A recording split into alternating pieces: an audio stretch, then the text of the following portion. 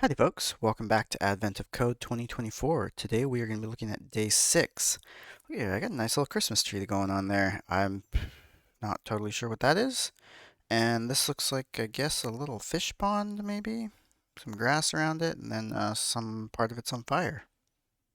Cute. I guess we'll see as it develops more. Alright. North Pole prototypes we've manufactured have in the year. Okay. Okay, so we went all the way back to 1518. Direct access to history. Careful of time paradoxes. Important to avoid anyone from 1518. That makes sense. Single guards patrolling this part of the lab. Maybe you can work out where the guard will go ahead of time so historians can search safely. Okay, start making a map. Okay, so dots, I guess, are empty space. The guard is here. The guard is currently facing up from the perspective of the map. Any obstructions are shown as this. Okay, so the thing I'm thinking is, based on here, it looks like they're using different symbols to indicate the direction of the guard. But I wonder if we actually need to deal with those. Like, does the guard always start facing up? That's an interesting thought. Because if it starts facing other directions, you might need to know that. Okay. Lab guards in 1518 follow a very strict patrol protocol. Okay. There's something in front of you, turn right 90 degrees, otherwise take a step forward. Yeah. And we can see here, like, they step forward, they turn right, step forward, turn right, step forward, turn right. Okay. This process continues for a while, but the guard eventually leaves them. Okay, so if they don't hit something, they just exit. Okay, include the guard's starting position. Position visited by the guard before leaving the area marked with an X. Okay, so we can see, like, yeah. So they kind of go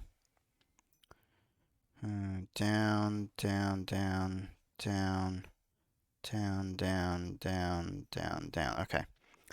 Okay. That makes sense. 41 distinct. So we just need to know how many distinct positions the guard will reach starting from the starting position. Okay, so let's start off. Let's just copy this input here.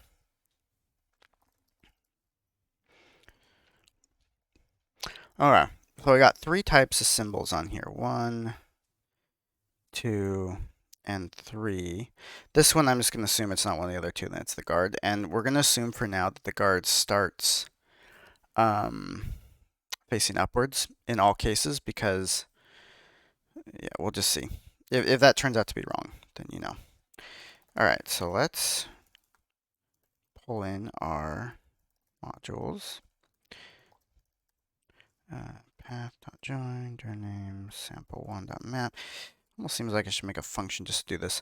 So, like the previous one, we kind of want to do a 2-dimensional array here. The reason a 2-dimensional array is nice is because we can index it by XY coordinates very easily, and that just conceptually, that when you're building algorithms like this, you want to reduce the amount of thought that you have to put into them. Not to say like you should be thoughtless with your algorithms, but every little detail takes up brain space.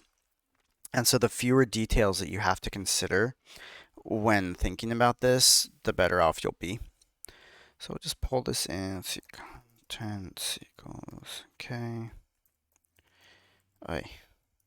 All right, and then, perfect. It's like this thing knows what I'm doing. So we want to,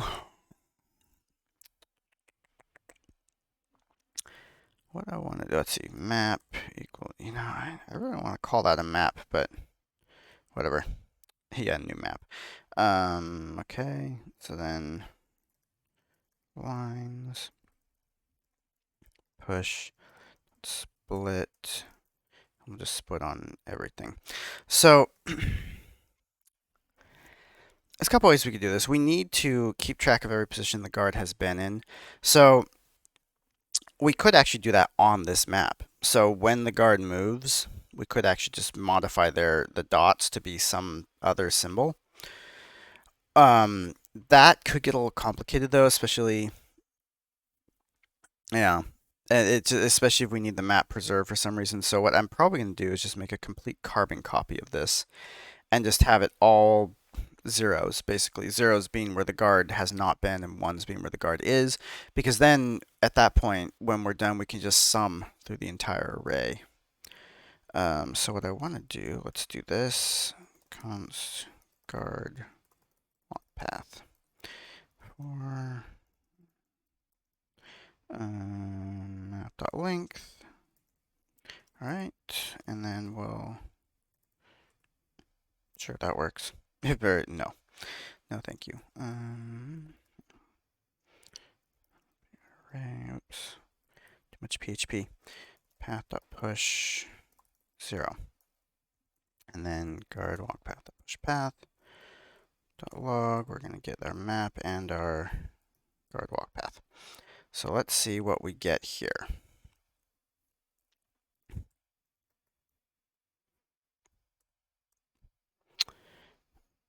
Okay, so here, get our arrays of arrays, and here we have our arrays of arrays. That is 10 positions, which sounds right. Cool. So now we actually have to walk the guard. Now the guard walks forward, which means we need to know what direction they're facing. Every time they step, they make a 90-degree turn, which means they're always going to be, it's like a clock face. They're going to start this position, this position, this position, this position, this position. Which means that we could actually represent their direction as kind of what we did, similar to what we did in the last puzzle, with an array of offsets to indicate which direction they should be going. So let's actually define that. So first of all, let's see here. Offsets equals, okay, so the first one is going to be straight up. So that's, okay, and then 90 degrees to the right is going to be to the right, which will, that's definitely not right. That'll be 1, 0.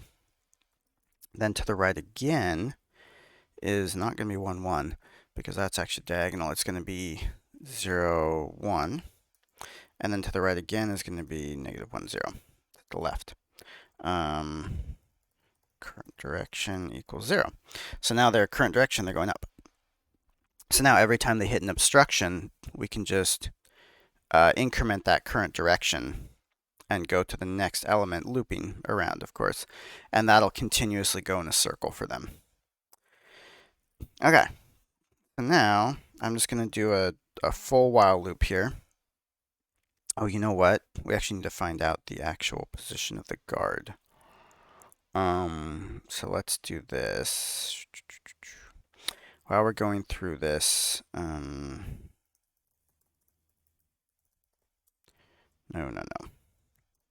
Because we're already looping through it here, so we might as well. If map ij equal up,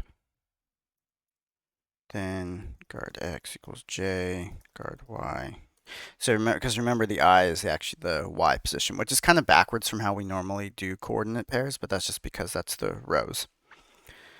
Okay, so now we've got our current position, and we say, okay, what is our next position? It's going to be, well, current direction. It's going to be our guard x plus offset 0. All right, so we get our next position. We say, okay, what is at that next position? That is not completely right. Is that right? This is not correct. So actually, let's grab this. This is actually the end condition. So this is like if we went off the map. So we're actually going to break at that point. Okay, yeah, so next y, next x is actually, yeah, perfect. That's it. Current direction equals. So what this does, this is actually, the AI did a good job here. I'm happy with that. This is so far. We'll see if there's any bugs in it. It increments the current direction and then actually modulus by the offset's length, which means that if we end up being at, so 0, right, 1, 2, 3, those are all modulus offset.length, it's going to be itself, but as soon as we hit 4, it'll actually modulus back to 0. So it's that clock face idea of just looping around and around and around. And this is a really good way of doing that. Cool. So yeah, the AI seems to have understood the problem, which I appreciate. And then what we want to do is otherwise. So if it's not this hash thing,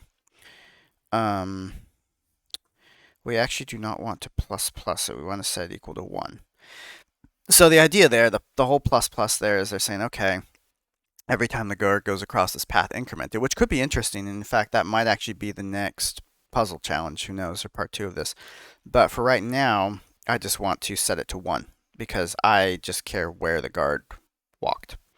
All right, so now let's log the guard walk path.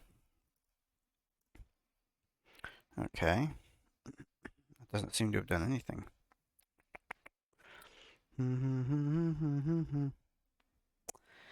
Cool. You know what I bet? I bet guard x guard y is 0. Oh no, it's 4 6. Okay. Oh, that's why, because map 0. Yeah, okay, that's actually fine. Okay.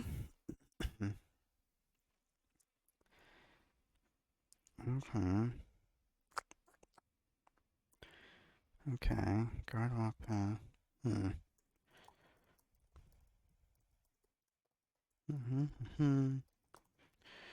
Let's see what the map is at that point.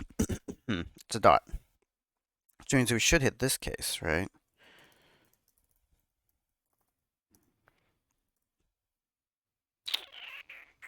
And we do. Oh, because I broke at that point. I shouldn't break at that point. Oh, and also we should count where the actual, yeah, where the person is, where the guard is, starts off as a path that they've walked. So we're just gonna do this. So then if the guard is there, we just set that to 1 in the initial path. All right. Okay, so this is better. Okay, so that, it's hard to tell if that actually looks the same as what they did. Kind of. Let's do this. Not that. Let's do a helper method to actually render the map, because that might be kind of useful for future stuff. Render map. Or actually render array. Let's just call it render array because it's not necessarily going to be a map. Yeah, it's not too bad. So then I want to render array guard walk path, just so it looks a little bit prettier. Okay, that looks pretty close actually, doesn't it? Okay, well then let's count up all the data. Get rid of these. All right, and then let's count them up. 0 for of guard walk path, and then yeah. So that's just a simple way of doing it. So it just loops over the whole line, starts with a cumulative 0 and just adds them up, because they're going to be 0 or 1, right? So if it's 0, the guard would never walk there. If it's 1, the guard did walk there. So that should give us what we want. And let's see, 41, which does map. All right, let's try it on our input. Oh, that's a big one. It's a big map. Guard's gonna be walking a long time. All right, let's go with input 1. Let's see what we get. Actually computed pretty quickly. Okay, so we got 5,461. Cool. All right, so let's take a look at our algorithm. So we get our data, very similar to the previous problem. We just turn it into an array of arrays because we want to treat it like that, be able to walk it in a 2-dimensional way. Helper method here to just render some stuff nicely. We look through the whole map. And we figure out where our guard is, where the guard starts, and we also create a duplicate array. There might be a better way to do this in JavaScript. This is just the way I know of. If you're using a one-dimensional array, you actually could use probably a clone on it or something like that, or maybe create an array of the same length, but that would be conceptually harder to understand. And then, yeah, so we just get a 1 where the guard is, currently a 0 otherwise. Have our offsets of where the guard can move, which direction they're moving, in that clockwise order, so that every time they hit an obstacle, it just shifts to the next one. And we know our current direction. Loop forever. Get our next x. If it's off the map, we're done. If it's a hash, we switch directions. Otherwise, we move to that point and increment by 1. And then here we just loop through that path and find all the 1s in it. Yeah, pretty good. Okay, let's take a look at part 2. Okay, for a second. Ensure that adding a single new obstacle won't cause a time paradox. Like placing a new obstacle in the way your guard gets stuck in a loop, making the rest of the lab safe to search. The lowest chance of creating is to all the possible positions of such an obstacle. The new obstruction can't be placed at the guard's starting position. The guard is there right now and would notice. Right, obviously. Only 6 different positions where a new obstruction would cause the guard to get stuck in a loop. The diagrams of the situation use 0. So yeah, if you put one here, it comes up here, here, here, here. Position where the guard moves up and down, left, right, and plus show position where the guard moves both up, down, and left, right. Or, I mean, I think you mean change direction. Okay, next start position. Post in the bottom right quadrant. Okay. Okay. Right, okay. You and this doing position of the guard. Noticing the important thing is having enough options. 6 different positions. How many positions could you choose for this obstruction? Okay. So this is interesting. Because in this case, we are deliberately going to attempt to introduce a infinite loop.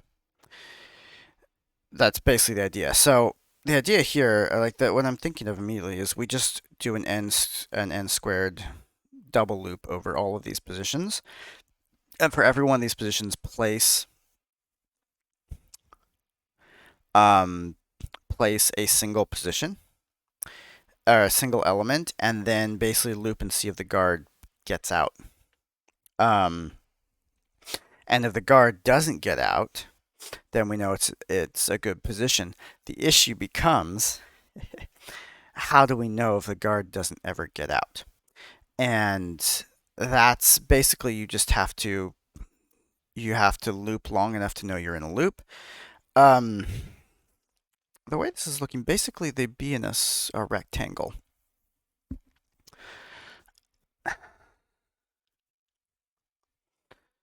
So there's 2 ways of doing this. One way, you could just put in a very arbitrarily high number and say, okay, well, if the guard hasn't exited the map after 100,000 steps, then the guard is clearly stuck. And that will often work, but is actually not, like, you can't guarantee it. The best way to do this is loop detection. So you would actually track all the positions the guard has been in recently and see if they're retracing paths. One thing I would say that could make this kind of easy for loop detection is if the guard makes a right turn at the same place that they have previously made a right turn, then we know they're in a loop. Because their paths are deterministic, they're not going to get back to the same point in more than one way. Or sorry, they could for the second time around, but like if they turn here and they get back here, it means they're going to get back here again and again and again. So if we just log all the places the guard has turned, and they turn not return to that spot because they could be passing through going a different direction, but if they specifically turn again at that spot again because they only turn right, then we can be assured that we're in a loop. So what I think we want to do is I want to keep this, but I'm just going to we're just going to put it in a loop. Let's do this. Let y equals 0, y less than map.length. All right, this is going to possibly take a long time. We'll see. And then inside here, because we want to run this whole process over every single position. X equals 0, map, y.length, whoopsie. And I mean, there are probably things in graph theory that can come up with a slightly better algorithm for this. I don't know them. If I had to do it for an interview, I might try to come up with something. So the other thing too is we need to now make a copy of the map, I think. Which means actually, I'm just going to put a method for that. You know, yeah, I could pull in something like Lodash, which actually has a deep copy function, but I'm not going to worry about that. New array equals, okay. Row.slice, oh yeah, so row.slice. Will that make a new copy? Let's just do this. Okay, return new array. And now that we have that, for every time we're inside here, clone map equals copy array map. Okay, then clone map, we actually set that to an obstacle. Okay, and then this is going to be, instead of map, we're going to use clone map. And here, okay, and we're actually not checking the guard walk path anymore. So I don't care about that. What I do want to know is for each one of these, turns equals, I am going to use another object for this. I'm going to use an object because I want to very quickly look up these keys. Okay, so if we turn, perfect, turn key, if, okay, turn key, then break. Then we found a loop. We've got an infinite loop here. Otherwise, yeah, we set to true. Okay, and then let's keep track of let loop positions. Oops, that's not what I wanted to do. Not that it really, I don't think affects anything too much, because I'm not listening to anything. Okay, cool. And now, oops, console.log. Okay, so what we've done here is every time we loop through, we go through every single position on the map and we set that position, we clone our map, and then we set that position to a hash, to an obstacle. Then we see what turns the guard made at this point. Every time the guard makes a turn, we get a key from it, from the current X and current Y, and then we say, have we turned here before? If we have turned here before, then we know that this is a position that can loop, because the guard is now in a loop, and we mark that as a loopable position and break. Otherwise, we add that turn to our map. And let's go over the sample.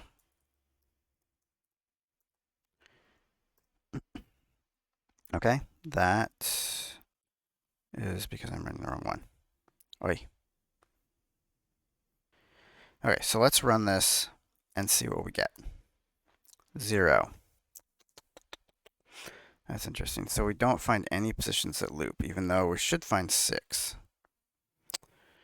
Okay, I wonder if that is still looking at clone map, clone map, clone map. Okay. Oh, you know, because the guard is changing. The position of the guard is changing constantly. So after the first loop, it's off the map. So let's change this to start and start.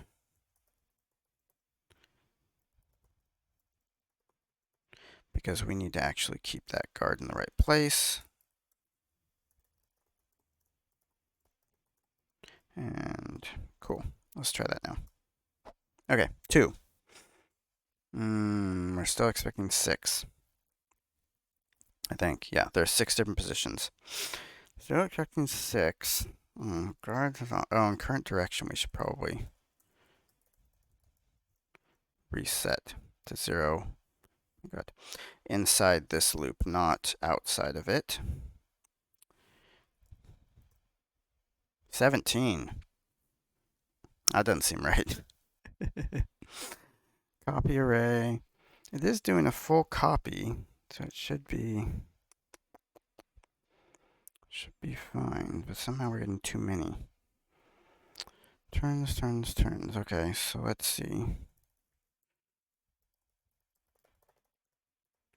Turn key. Let's also log our. No, it's fine. We know. Well, let's log our x and our y, so we know where.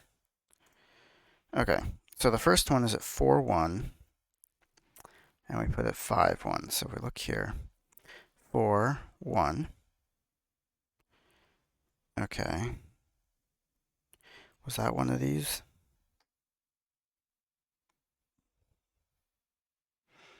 Doesn't look like it. So why do we think that that's a loop? Maybe I should actually loop all of the turns. Oops. So let's see if we do that. Okay, so.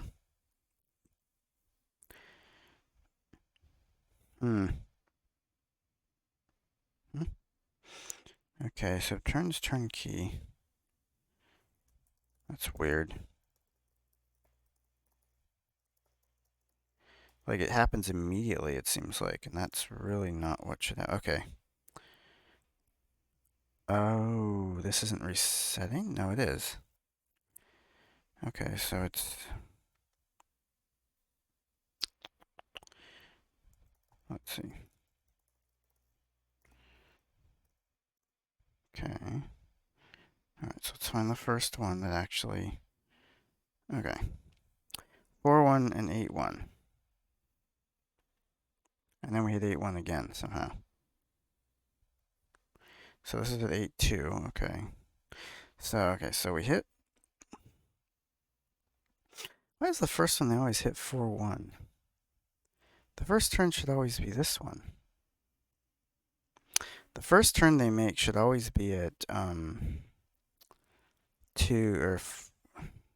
Oh, that's because that is 4. That's why. All right, 4-1. Oh, you know why? Because it's actually pulling in the next.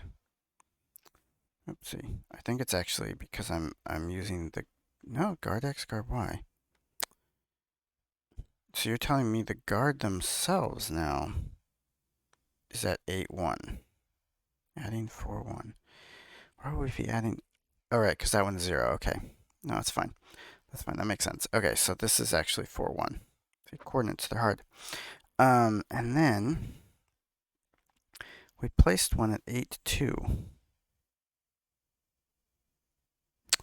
which is going to be 0, 1, 2, 3, 4, 5, 6, 7, 8. This one. Oh yeah, that does cause.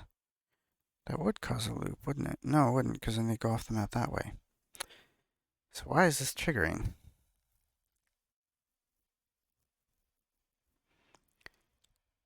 It's like somehow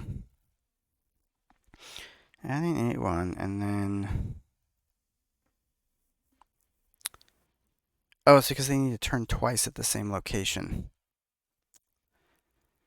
That's why. So if they're turning twice, then it's counting as a loop, which might not be the case because they hit this, they turn, go back the other way, and it might not loop fully.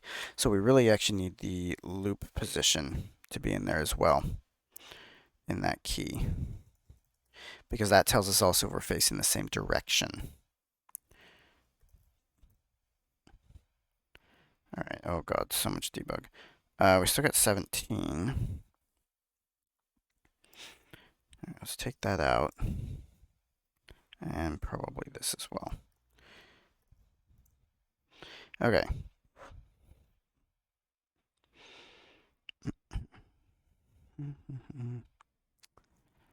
Okay. Turn key, so it turns. And then we add that turn key, which has the new current. Oh, not right, because how does that make any sense? I want current direction, not right, not loop positions, because that would never be correct. Okay, now we have 6. Okay, cool. So that's a fun little bit of debuggery there. That's, yeah, just because this is not always going to guarantee that they're turning the same direction at that particular point. Okay, so let's run that over our input and see what we get. Because as I recall, I think this was 6. Yeah. All right, so let's see. Takes a while. It almost makes me want to put some.